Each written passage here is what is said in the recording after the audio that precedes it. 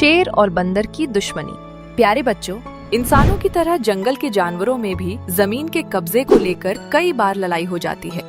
ऐसे ही एक बार एक पहाड़ी पर बंदरों का कब्जा था। अचानक एक दिन वहाँ एक शेर रहने आ गया। उसने आकर पहाड़ी की एक गुफा पर कब्जा कर लिया। शेर के वहाँ आ जाने से बंदरों को परेशानी हो गई, मगर शेर था कि अपने सेक्रेटरी सियार के साथ उस गुफा में मस्त था।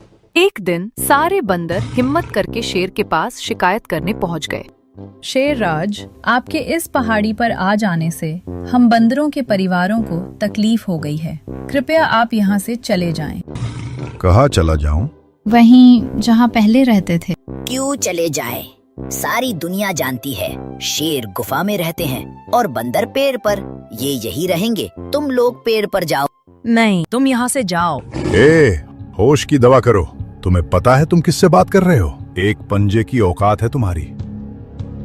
लेकिन मैं वादा करता हूँ, मैं तुम लोगों को तब तक तकलीफ नहीं दूंगा जब तक कि तुम लोग मुझे तकलीफ न दो।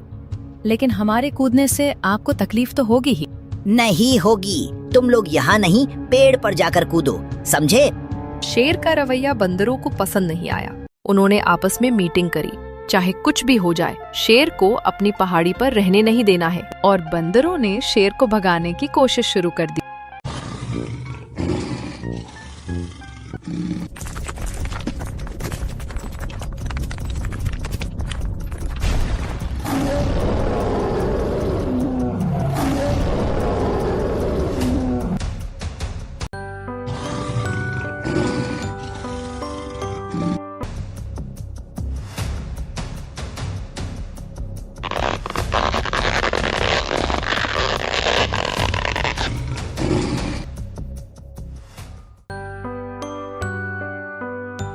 सियार, खाने के बाद तालाब पर पानी पीने जाना बड़ा बोरिंग काम है। आज से तुम पानी लाकर यहीं गुफा पर रख दिया कर। जो आज्ञा शेरराज। ला बेटा पानी। तुझे नानी याद ना दिलाई तो कहना, हम तुझे यहाँ पानी पीने देंगे ही नहीं, तो तू खुद ही गुफा छोड़कर चला जाए। और उसके बाद सिलसिला शुरू हो गया। सियार जैसे ही पानी लाकर गुफा के बाहर रखता, बंदर चुपचाप दबे पांव आते।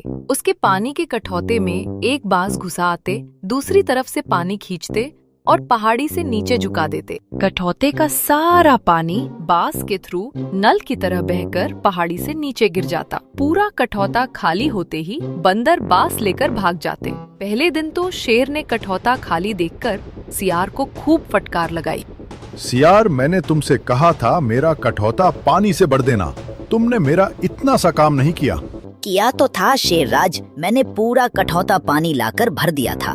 तो फिर सारा पानी कहाँ गया? हो सकता है धूप में सूख गया हो। कल ज्यादा पानी ले आऊंगा। और दूसरे दिन सियार लाकर जैसे ही पानी भरकर जाता है, बंदरों की टोली फिर बांस लिए आती है और उसका पानी खींचकर पहाड़ी से नीचे कर देती है। एक बार फिर सारा पानी नीचे गिर जाता है। सियार, मैंने तुमसे कहा था इस कठौते को पूरी तरह से पानी से भर देना। कठौता पूरी तरह से खाली है। लगता है तुम कामचोर होते जा रहे हो। तुम्हें अपने सेक्रेटरी पद से हटाना पड़ेगा। नहीं शेरराज, मैंने तो पूरा कठौता भरा था, ओवरफ्लो कर दिया था। तो फिर सारा पानी कहाँ गया? वही तो पता नहीं।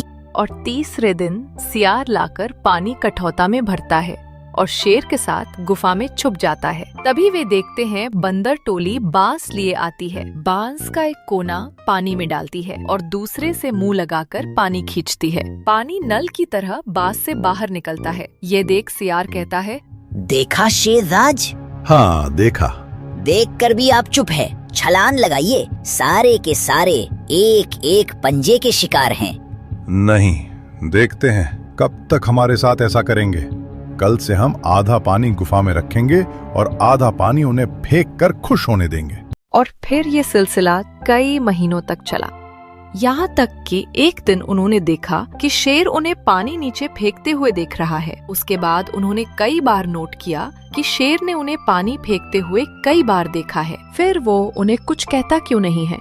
यहाँ तक कि आजकल वह शिकार करके भी फौरन लौट आता है। इतनी जल्दी उसे शिकार कैसे मिल जाते थे? आखिर इन सारी बातों ने बंदरों को इतना परेशान किया कि उन्होंने एक दिन शेर के पास आकर पूछ ही लिया। शेर राज, हम बंदरों की टोली बहुत परेशान हैं।